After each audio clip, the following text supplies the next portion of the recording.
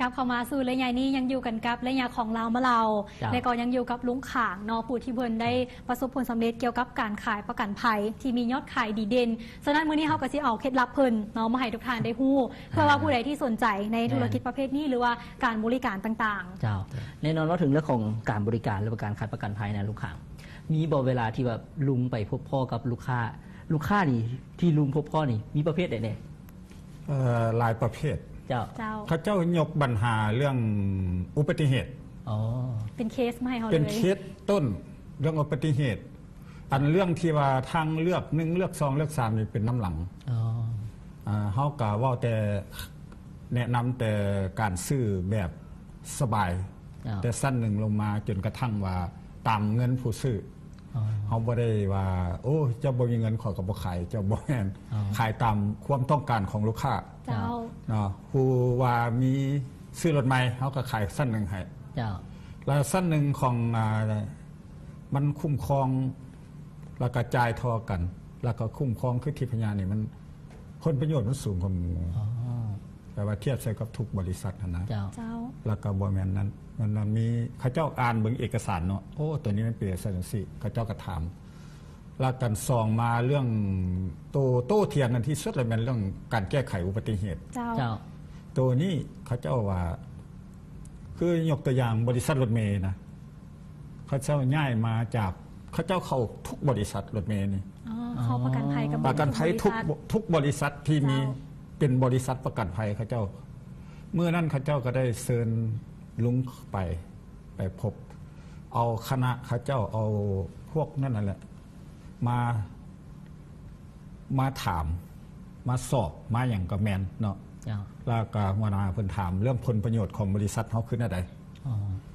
ที่มาที่ไปมาจังใดถามเขาก็ตอบแล้ววันนี้เพิ่นให้ซุปเปอร์เพิ่นทัน5-6 คนตั้งปัญหาถามวันนี้ว่าเขาจะมีวิธีตอบได้ไหมเขาจะมีวิธีตอบได้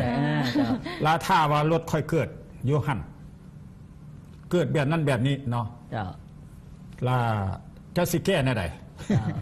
เขาสิเฮ็ดแน่ใดเจ้าแก้บ่หรือว่าแก้เขาเจ้าก็ถามอย่างนี้เขาก็ตอบไปตามคำถามเขาเจ้าแล้วก็เห็นว่าผ่านแล้วบานี่เขาเจ้ายังบ่เฮ็ดได้เขาเจ้ายังเข้าข้องประชุมอีกเข้าประชุมปรึกษาทางในอีกแล้วได้3 มื้อเขาเจ้าก็โทรบอกลุงขางมาเอาเอกสารมาพร้อมมาเฮ็ดโอ้บ่ธรรมดาหลายคนลุมคำถามแต่ว่าก็สามารถผ่านไปได้เพราะคนกับพบพ่อหลายๆกรณีมาแล้วมื้อนั้นได้17 คันเจ้าเพียง3 มื้อเพียง3 มื้อมารอบ2มันวันที่2 เดือน7นะ50 คันยกมาปุ๊บทิ่มเบิดอันเก่าแสดงว่าส่วนหลายลูกค้าของลุงก็จะเป็นบรรดาบริษัทใหญ่ๆมีหลายบริษัทนั่นเองแล้วก็ตัวเลขใหญ่ก็เป็นบริษัทรถเมล์แล้วก็สมุนกันค่าตัวเลขใหญ่แล้วก็ที่ว่าสั้นหนึ่งสั้นอย่างทางการมีส่วนบุคคลมันก็มีหลายอย่างนี้คือตลาดหลักทรัพย์จีนก็กำลังเข้ามาโอนเข้ามาแล้วเขาเจ้าเห็นผลประโยชน์ว่าเห็นเฮาบริการเรื่องการขายนี่มันจุดเด่นเลยมันเฮานี่บ่เกียรติลูกค้าแล้วก็เปิดโทรศัพท์ไปบริการหลังการขายเขาจะบริการหลังการขายที่ดีเขาเจ้าโทรเข้ามาเวลารถเกิดอุบัติเหตุเนาะเจ้าเป็นผู้ขายข่อยจะต้องเบิ่งข่อยจะต้องแก้ข่อยเขาก็ตามจนกระทั่งจบเรื่องฮอดลังเทื่อก็แม่นว่าเรื่องการเสียหายเขาเจ้าบางเทื่อเขาเจ้ากระจายเงินไปก่อนนี่นะให้แกก็ล่าจากรถออกเขาเอาเงินไปส่งให้ฮอดบ้านเลยเอาเงินให้ไปส่งถึงบ้านว่าที่ว่าเงินเข้มเงินอย่างนั้นนะก็จะแก้ไขก่อนอันนี้อาจจะเป็นอีกหนึ่งความประทับใจนะต่างๆได้ฟังเนาะเบิ่งการสัมผัสที่ว่าได้ลงกันเนาะลุงขานนี่คือซิเมนคนที่แบบเอาใจใส่ในการเรื่องของการบริการแล้วก็ถึงเรื่องการบริการแบบนี้นะถ้าว่าลูกค้าก็จะประทับใจนะแน่นอนก็จะต้องต่อประทับใจแล้วต้องมีการใช้บริการและที่สำคัญมีการบอกต่ออีกบอกต่อขั้นพ่อแม่เขาแล้วเขาครัวพ่อแม่เขาแล้วลูกมีจะคนเข้าเบิดญาติพี่น้องต่างๆญาติพี่น้องเนาะคือว่าโทษเนาะเขตเฮานี่ก็แม่นมีหลายบริษัทกินน้ำกัน3บริษัท4 บริษัทนี้แต่ว่าเขาเจ้าก็ได้แต่อ้อมเฮือนเขาเจ้าแต่อ้อมแอมพี่น้องก็มัน เห็นว่าความสะดวกของเฮาเนาะแล้วเขาเจ้าก็ย้ายมาหาเฮา เจ้า มาให้เฮาบริการเขาเจ้า ฐานลูกค้าก็เริ่มใหญ่ขึ้นไรขึ้นเรื่อย แล้วบาดนี้ทั้งทิพยะของเฮานี่เนาะอันนาเพิ่นถือคือลุงนี่นะ เจ้า ถือพอถือ คือเป็นครอบครัว เป็นครอบครัวพอเพิ่นมาปุ๊บเพิ่นไม่เห็นครอบครัวเฮาก่อน ๆ เจ้า ว่าเห็นเฮือนเห็นหยังเนาะไม่เห็นครอบครัวเฮาก่อน เจ้า แล้วก็เลยว่าฮักแพงกันเหมือนพี่เหมือนน้องเว้ากันแบบบ่แม่นเจ้าบ่แม่นนาย อ๋อ บ่แม่นบริษัทไผคือกันกับบริษัทของเฮา เจ้า เพิ่นเรียนผลงานให้เฮาเพิ่นก็เลยว่าเพิ่นมาแต่งตั้งเฮาเป็นผู้จัดการอาวุโส เจ้า อ๋อเจ้า เนาะว่าผลงานของเฮามีจังได๋แบบใดแล้วก็คุ้มครองลูกค้าได้ขึ้นแนวใดแล้วก็จากนั้นยังบ่แม่นแต่ลูกค้าเด้ยังทีมงานยังยกทีมมาหา ครับ มาอยู่นำมาตาม ก็ถือว่าบ่ธรรมดาก่อน บ่ จะ เป็น มา ธรรม จุ ดา ดนี้เนาะแต่ว่าก็ขอถามเคล็ดลับจักน้อยหนึงเพื่อว่ามีหลายๆคนที่สนใจถ้าว่าเป็นวัยหนุ่มเข้ามาก็สนใจได้ก็มาอยากจะเรียนรู้วิธีของการขายมีเคล็ดลับอหย่างบ่สมมุติว่าหนุ่มน้อยอยากจะเข้ามาสู่วงการขายประกันภัยนี่ต้องเริ่มต้นจากไหนแน่ ต้องมีการจำกัดเรื่องของอายุบ่ต้องเป็นคนจังใดบ่ไปสิเนาะต้อง หรือว่าต้องกล้าเขียนอหย่างแน่ เจ้า ก่อนจะก้าวเข้ามาเป็นพนักงานขาย เกี่ยมพนักงานขายนี่เฮาก็ว่าก็มีระดับความรู้เดี๋ยวเนาะ เจ้า อ่านได้เขียนเป็นนั่นแหล้ว เจ้า แล้วก็ฮู้จักเว้าน้ำผู้น้ำคนน้ำแขกน้ำหยังปลุกระดมเขาเจ้าก็ให้มันเป็น แล้วก็อธิบายเรื่องข้อมูลของประกันภัยนี่มีอย่างใด เจ้า เนาะเฮาเข้ามาเพิ่นก็เอาประวัติเฮาเนาะใบยังยืนการศึกษาเนาะบัตรเป็นตัวเนาะเฮาถามข้อมูลว่าเฮาเคยมาแต่ไส เจ้า คันว่าบ่เป็นคนใหม่เพิ่นก็เอามาบำรุงเอา อ๋อ คันผู้ใดมักเนาะก็แม่นลงถึง แล้วก็มีเคสส่งให้เพิ่น เจ้า แล้วก็ขาดอันใดบ่เข้าใจอันใดโทรเข้าได้สบายเนาะ แสดงว่ามีที่ปรึกษาให้พร้อมเลยเวลา มี คนใหม่เฮาบ่ทันมีข้อมูลพื้นฐานเกี่ยวกับเรื่องของการขายประกันภัยหรือว่าการบรรยายจังใดเฮานี่สามารถศึกษาได้ ศึกษาได้ แล้วก็มีบ่เข้าใจอย่างก็คือเพิ่นแต่งตั้งก็ได้เพิ่นก็ทดสอบพร้อมบาทรถ เจ้า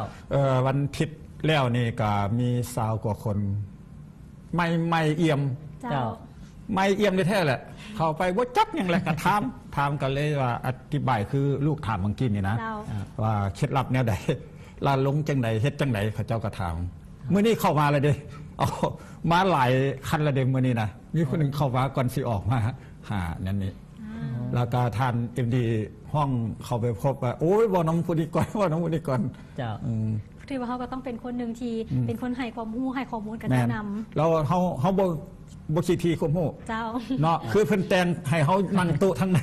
ลูกค้าเข้ามานี่คือว่ามานั้นบ่เข้าใจนี่เฮาก็ได้มานั่งอธิบายแล้ววิธีเขียนวิธีหยัง อ๋อ เจ้า ป้อนข้อมูลเนาะให้มัน แล้วลุงขางคิดว่าเสน่ห์ของการขายประกันภัยมันอยู่บนไหน เสน่ห์นี่ก็แม่นว่า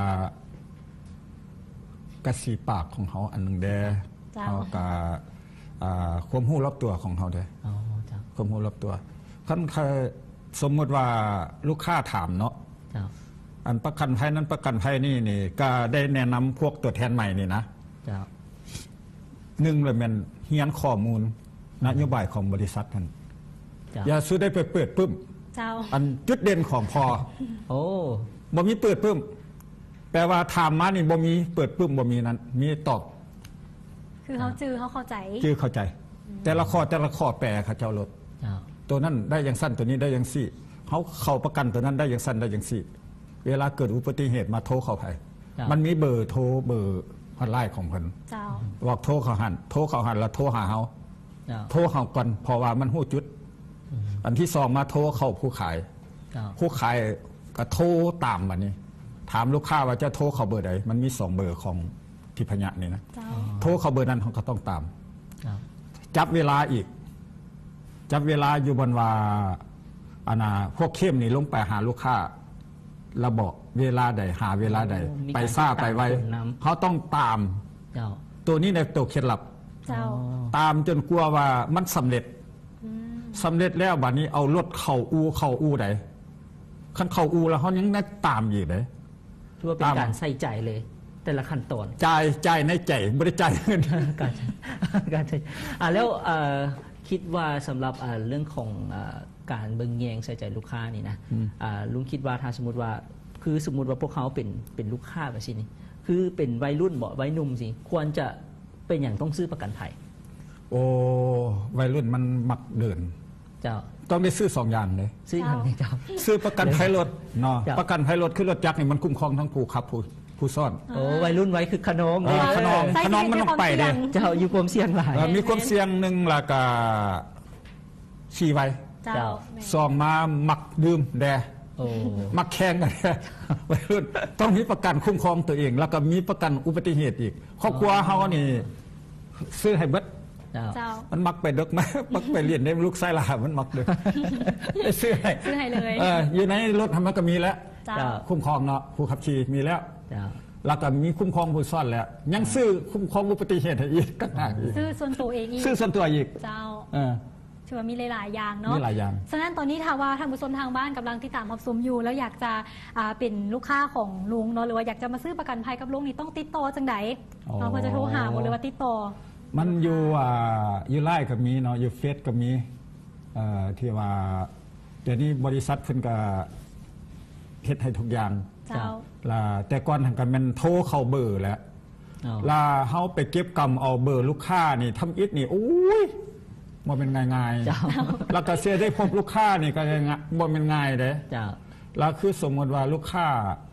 เขตบ้านหอมไซฟองเนี่ยเขาเจ้าไปหัวไปสวนยามนั่นเขาเจ้าก็ตื่นดึกไปตลาดมาจากตลาดแล้วก็พักผ่อนแล้วก็ตอนบ่ายลงสวนแล้วค่ำเขาเจ้าก็เขาแล้วเขามีจิตใจอยู่วันว่าถึงที่ถึงลูกค้าถึงที่แล้วบานี้ลงหาเขาเจ้าเนาะบ่ให้เขาเจ้าขึ้นมาเขาเจ้าก็ดีใจอยู่บนเฮาถึงทีนี่แหละเอาเป็นว่าใครที่ว่าต้องการอยากจะติดต่อลุงขางเนาะหรือว่าต้องการอยากซื้อประกันภัยหรือว่าเป็นตัวแทนจำหน่ายก็สามารถติดต่อเข้าไปที่หมายเลขโทรศัพท์ของลุงขางคือหมายเลขโทรศัพท์020-566-6333เนาะ3833เจ้าครับเบอร์ที่2เบอร์เบอร์ที่2นี่มันเบอร์ไล่หรือว่าจะติดต่อไปทางบริษัทเพื่อนเลยก็ได้เนาะทางบริษัทที่พยาประกันภัยทุกสาขาเลยมื้อนี้ต้องขอบใจลุงขางหลายๆที่ว่าให้เกียรติมาโอ้ล้มก็ได้ฮู้เกี่ยวกับเวียกงานของเพื่อนแล้วก็ความสำเร็จของเพื่อนในมื้อนี้ขอบใจหลายๆขอบใจหลายๆจ้าถือว่ามาฮอตตอนนี้รายการMV ลาวอัปเดตของพวกเขามื้อนี้ก็เบิดเวลาเพียงเท่านี้นะก็ต้องขอบใจทางลุงขางที่ว่าให้เกียรติมาสัมภาษณ์และก็ขอบใจท่านผู้ชมทุกท่านที่ให้เกียรติติดตามรับชมพบกันใหม่ในโอกาสหน้าสำหรับมื้อนี้อาทิตย์กรพิมพ์มาสอนพร้อมด้วยคำบางคุณลือซาพร้อมด้วยลุงขางเนาะพวกเขาทั้ง3คนนั้นลาท่านผู้ชมไปก่อนพบกับรายการของพวกเขาได้ใหม่สำหรับมื้อนี้ขอกล่าวคำว่าสบายดี